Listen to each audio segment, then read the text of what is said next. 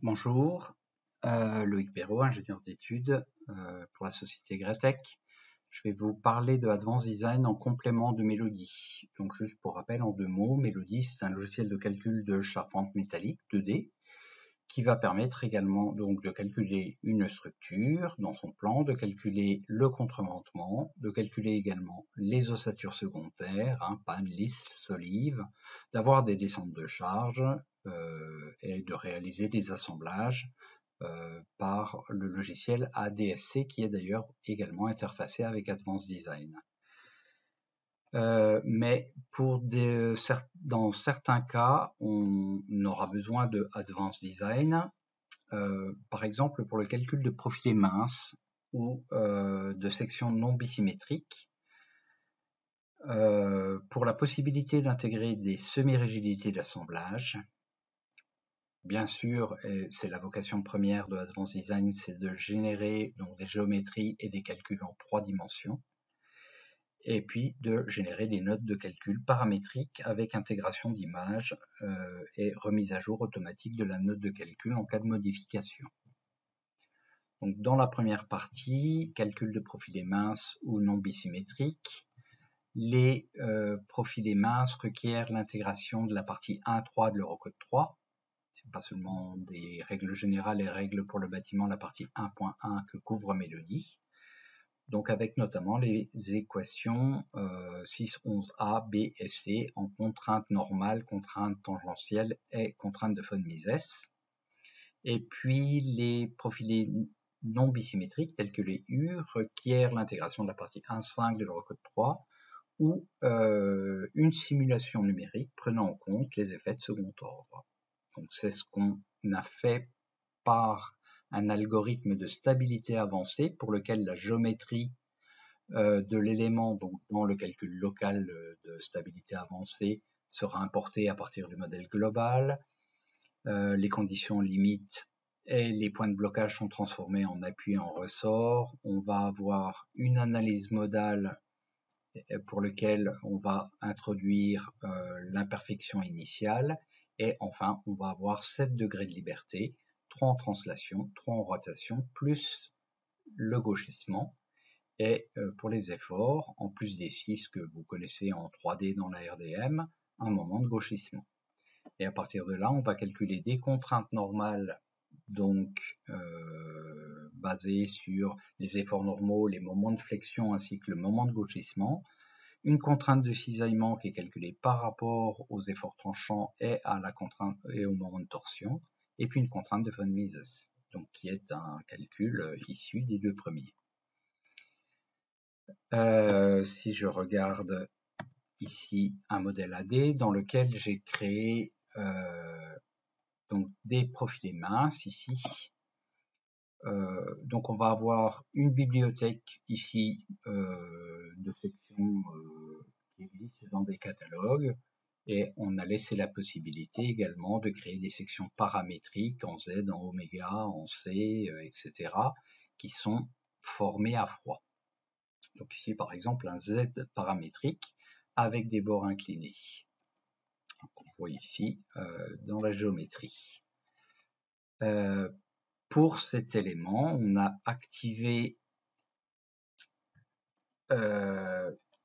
un calcul second ordre, un effet de second ordre par critère de stabilité avancée, et pour lequel on a défini des ressorts ponctuels donc, qui sont gérés par les conditions limites, éventuellement des ressorts continus pour tenir compte de la rigidité membranaire du bac, des imperfections donc pour introduire l'imperfection de modélisation, de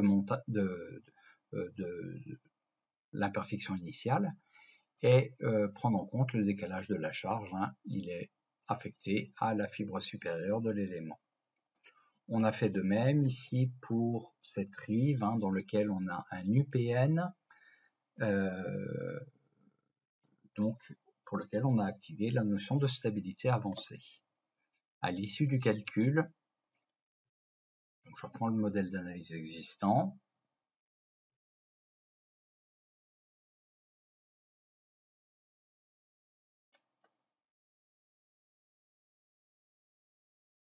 que voilà. Donc si je sélectionne mon élément, je vais pouvoir, enfin si je regarde déjà peut-être simplement le deuxième portique ici, hein, qui est constitué de profils totalement standards, on va pouvoir regarder la stabilité, le taux de travail.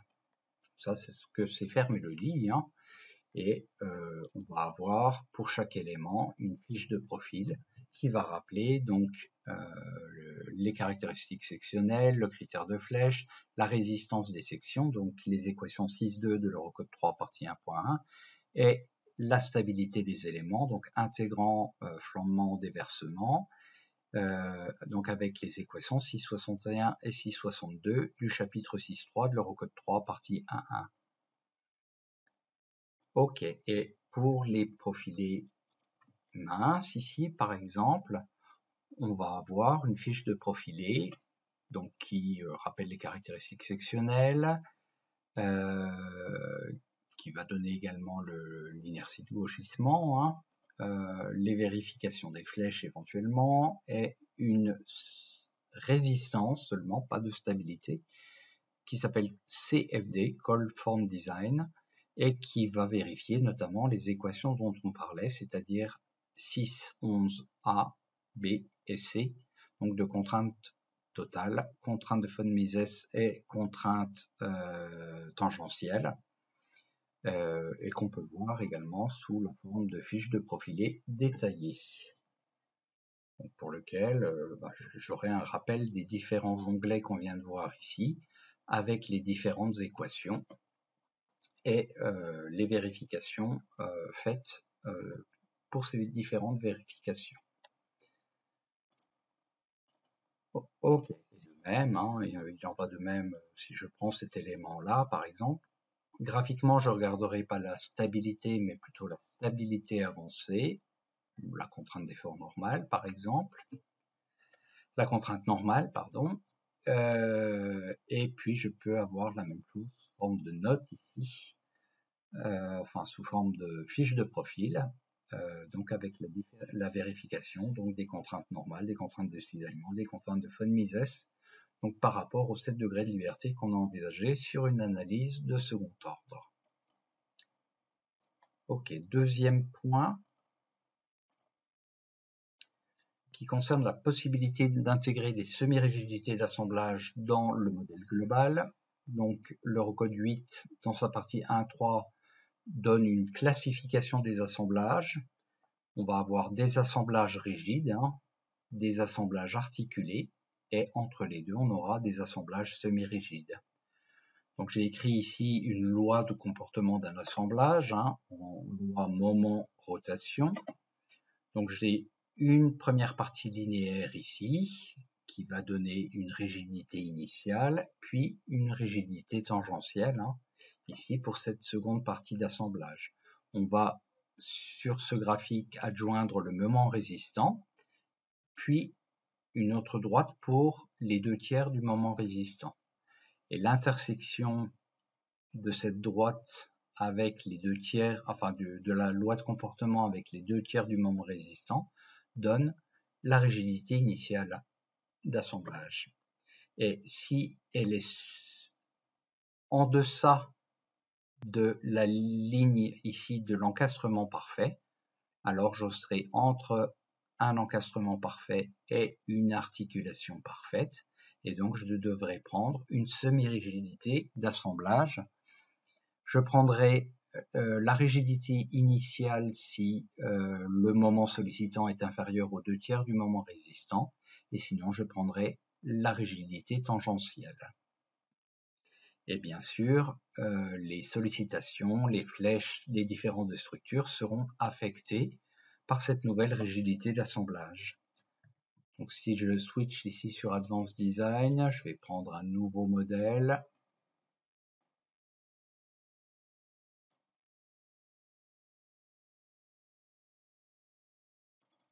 Ok. Donc il s'agit d'un portique tout simple en 2D, hein, donc constitué de poutres d'une poutre de 10 mètres de long sur des poteaux de 5 mètres avec un encastrement ici, une condition d'encastrement et sur des pieds articulés. Donc j'ai généré des charges donc, de façon automatique par le générateur climatique. J'ai généré des combinaisons et un assemblage ici donc pour calculer l'assemblage de liaison entre la poutre et le poteau. Je vais lancer une séquence de calcul et je vais calculer l'assemblage. Je vais déjà le mettre à jour hein, pour prendre en compte les efforts et ensuite je le lance.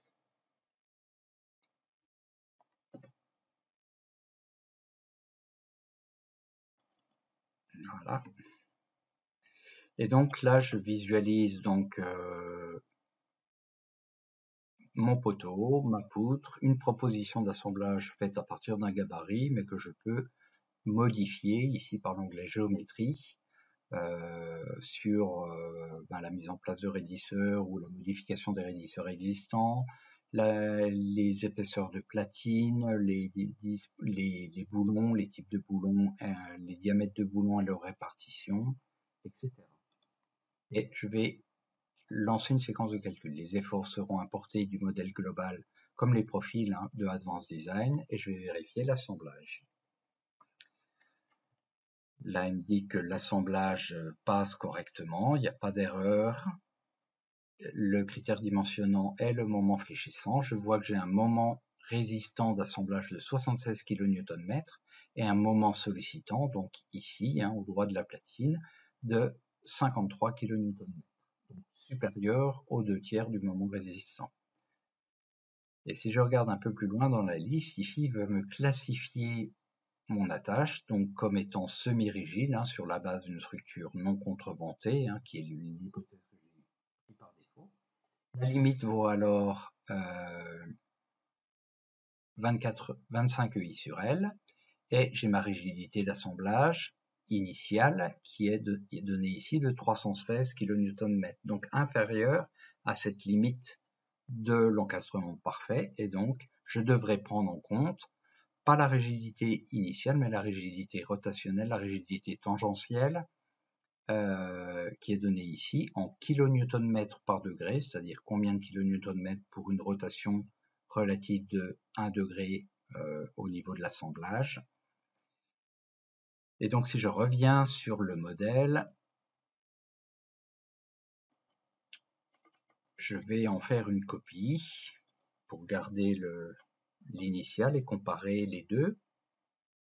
Je vais en faire une copie vers le bas. Oui, ça va pas superposer, c'est bien.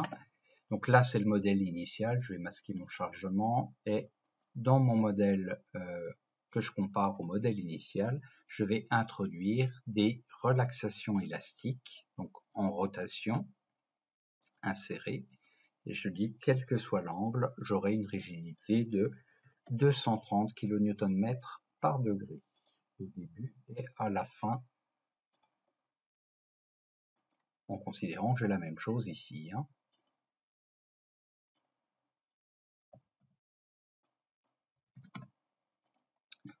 OK, si je me souviens plus des valeurs, hein, en sélectionnant l'assemblage, il vous rappelle ici la rigidité tangentielle, la rigidité initiale. Il vous donne la valeur du moment résistant. OK, je vais lancer ma séquence de calcul. Donc la relancer, disons. OK, donc au-dessus, j'ai le modèle initial en considérant l'encastrement parfait, et puis là, en prenant en compte la rigidité d'assemblage. Si je regarde ce qui se passe en termes de sollicitation, par exemple, je vais le prendre pour les combinaisons élues.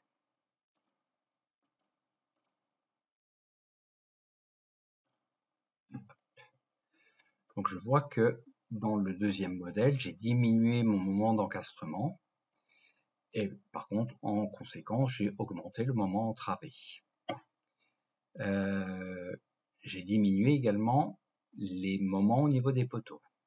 Et par contre, si je regarde ce qui se passe en termes de déplacement, par exemple, pas sur une enveloppe, je vais prendre un cas de vent. Donc entre ce poteau-là et ce poteau-là, eh bien, on voit qu'ici, ce poteau se déforme davantage que celui-ci, donc en considérant l'encastrement parfait. Et il en ira de même pour la flèche entravée de cet élément-là. Je regarde la flèche entravée pour les ELS.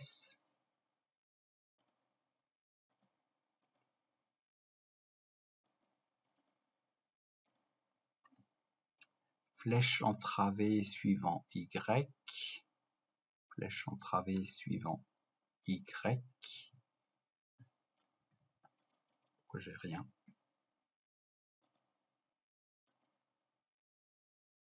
Suivant Z, autant pour moi. Flèche entravée suivant Z.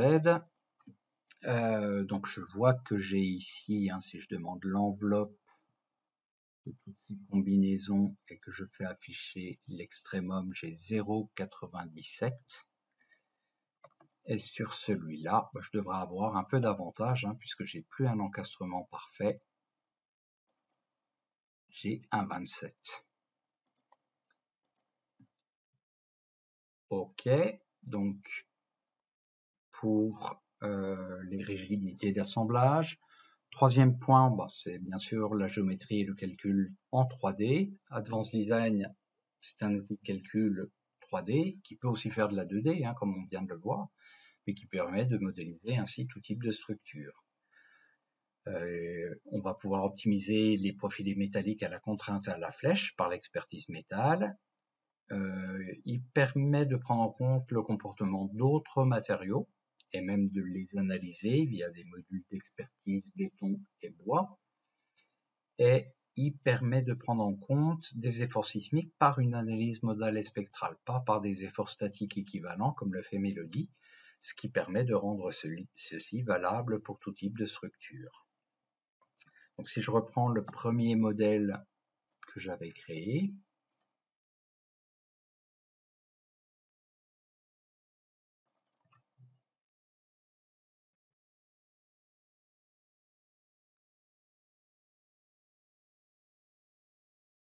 ok, donc ici ma structure 3D, j'ai modélisé pour l'occasion, donc c'est pas un projet réel, je suis pas architecte. Donc ici j'ai créé différents matériaux, du S235 pour les cornières par exemple, du béton ici pour des voiles en béton. Je vais avoir du bois ici, 2 poteaux bois, et puis des profilés en S275, les profilés classiques du commerce, et j'avais mis donc les pannes Z en S355. J'ai également choisi des sections pour chaque filaire. J'ai ici une suppression de poteau est reprise par un portique de stabilité. J'ai une avancée ici, un auvent en pignon. J'ai une avancée de toiture en long pan. J'ai un pont roulant ici. Et mon idée, c'était de vous montrer comment c'était pris en compte du coup par ce système de treillis horizontal. Donc pour communiquer l'effort horizontal, non pas seulement à ce portique, mais à l'ensemble des portiques, donc par l'effet membranaire, je dirais, de mon treillis. Ok. Donc modélisation 3D.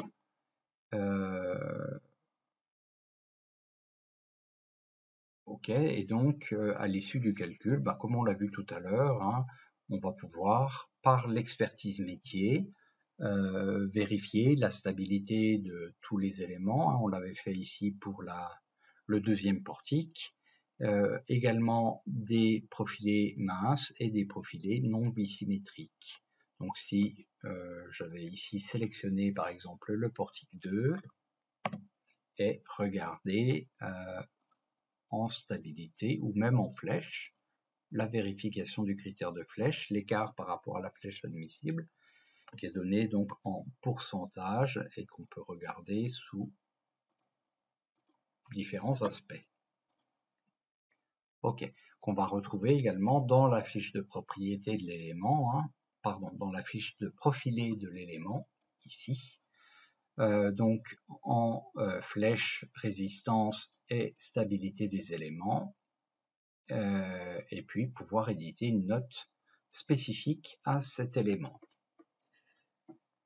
Et dernier point enfin que je voulais voir, c'était les notes de calcul avec des images qui peuvent y être adjointes, c'est-à-dire que si cette image m'intéresse, bien je pourrais la mémoriser, ce qui va créer une vue d'exploitation. Et je pourrais avoir également des vues mémorisées de saisie. Au niveau des notes, ça se passe dans le mode document. On va avoir différents modèles de notes et puis on peut partir d'un modèle initial pour aller le compléter. Par exemple ici, je vais garder dans les données, j'ai pris une note d'hypothèse, hein. Je vais enlever la description des systèmes, la description des repères. Vous avez ici dans la colonne de gauche tout ce qui va composer votre note et dans la colonne de droite tout ce qui peut être ajouté à votre note. Par exemple, qu'est-ce que je peux avoir comme autre donnée géométrique que les caractéristiques principales du modèle et la géométrie du modèle? Eh bien, tous les tableaux qui sont ici, dont un tableau par exemple de métrie de la structure, que je vais demander par section, par exemple. Ok, dans les données géométriques. Ok, ensuite on va faire un saut de page à l'issue de ce premier chapitre. Puis dans les données de chargement, on a la liste des familles des cas de charge. Et qu'est-ce qu'on peut y adjoindre? Tous les tableaux qui sont dans les données de chargement ici. Par exemple, la description des charges climatiques avec plus ou moins de détails, hein. Là, je vais garder uniquement les caractéristiques de la structure et les caractéristiques de la neige et du vent. Je peux y mettre quoi d'autre dans les données de chargement? Peut-être la liste des combinaisons qui ont été générées pour le modèle. Puis un saut de page. Ok. Ensuite, je vais créer un nouveau chapitre donc, à l'issue de cette note que je vais appeler résultat, dans lequel je vais pouvoir mettre une descente de charge, et qui dit descente de charge dit image de visualisation des appuis, donc déjà une image de visualisation des appuis que je m'étais faite en saisie, et puis des tableaux de résultats, d'efforts pour les appuis, ou même paramétriques, comme je l'avais fait ici dans mes tableaux utilisateurs. Non, je les ai perdus, tant pis.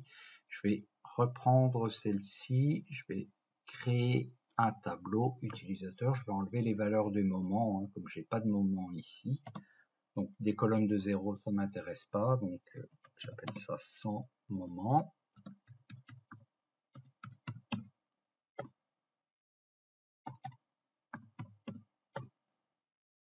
Ok. Et je vais prendre cette note paramétrique que j'ajoute à l'issue de mes résultats et je la veux sur 2 colonnes. Ok, ensuite, qu'est-ce qu'on pourra avoir? Peut-être des enveloppes.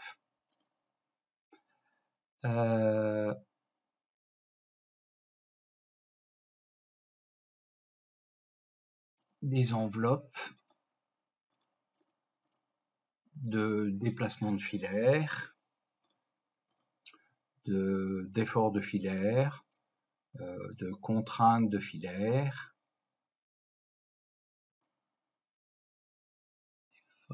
contraintes de filaire, ok, et je veux pour les déplacements tout ce qui est ELS, pour les efforts tout ce qui est ELU, et pour les contraintes uniquement les ELU également. Et je vais donner quand même une particularité pour le tableau d'actions appui pour lequel je le veux pour les 4 charges élémentaires. Ok. Et ensuite, je vais sélectionner ici sous quel format je veux éditer ma note, format Word par exemple, et je vais générer la note par le bouton générer. Donc attention, il convient que rien ne soit sélectionné, puisque sinon la note serait éditée sur la sélection. Si j'avais pas de sélection, j'espère, avant d'éditer ma note, voilà, il la génère, donc une première page de garde, puis des données géométriques avec le nombre de filaires, le nombre de surfaces cycles, le nombre d'appuis ponctuels, linéaires, le nombre de cas de charge, le nombre de combinaisons, la géométrie du modèle, le mètre des filaires par section. Dans les données de chargement, ben, vous avez ici les efforts générés pour le cas de charge numéro 1, j'ai 450 kN. Donc ça, c'est le poids propre plus l'ensemble des charges permanentes, etc. La description des charges climatiques avec la hauteur, la longueur, la largeur, les caractéristiques du vent, et les caractéristiques de la neige ici. Et puis les combinaisons, alors je vais peut-être les mettre plus petits. Je suis sous Word, hein, donc vraiment je peux modifier à souhait. Ici je vais demander en 8, peut-être simplement, pour que ça prenne un peu moins de place.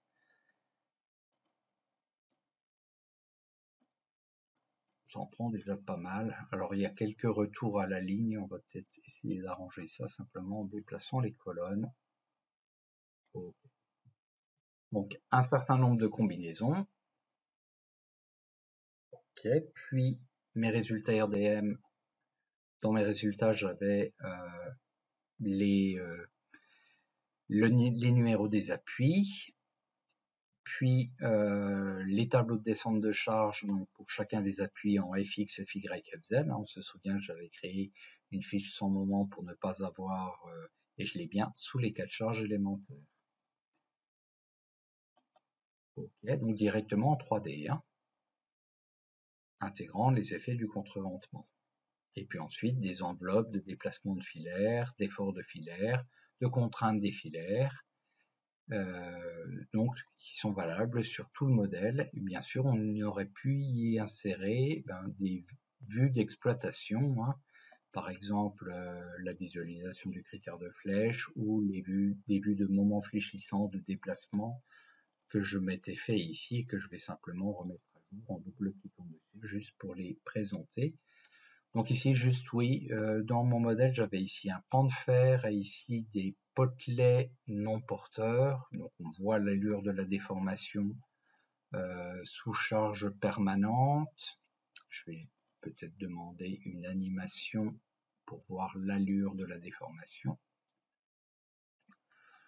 Donc ici, j'avais créé une image de déplacement pour le cas de charge numéro 1, pour le cas de charge numéro 4 qui était un cas de vent,